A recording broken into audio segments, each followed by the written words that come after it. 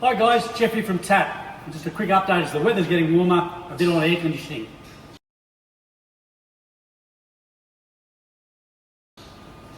Don't undervalue the value of servicing air conditioning in your workshop. So general servicing of the car, we do all the time with oils and filters.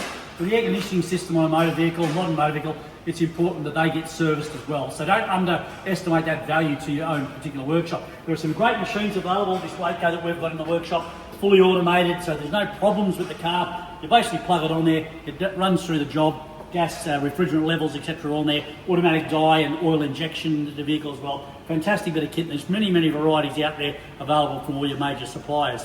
But one important thing to remember is with the modern motor car, especially where you are, is gas analysis. In other words, what gas are we taking out of that car? We don't want to contaminate pure 134A, for instance, with a contaminated gas, or get 1234YF mixed up. So this is a gas analyzer. There are a number available. This one's a great unit we've had for a number of years. I'm just going to plug it in. I've already got it all set up for an analysis. I'm just putting it onto the low pressure port down the bottom there, and then we press test.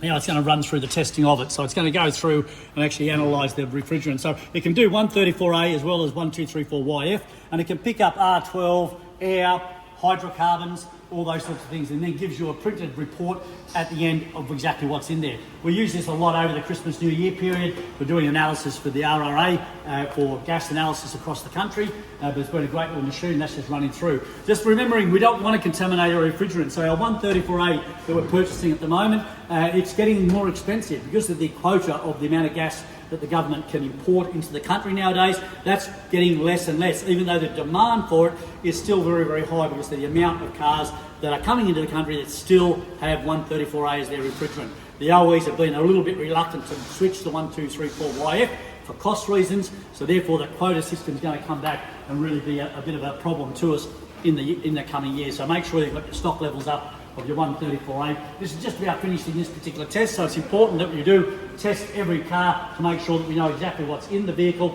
in regards to the type of refrigerant before we go around taking it all out. This is analysing that there now. If you are getting into 1234YF, strongly suggest you have totally separate equipment for 1234YF in the system.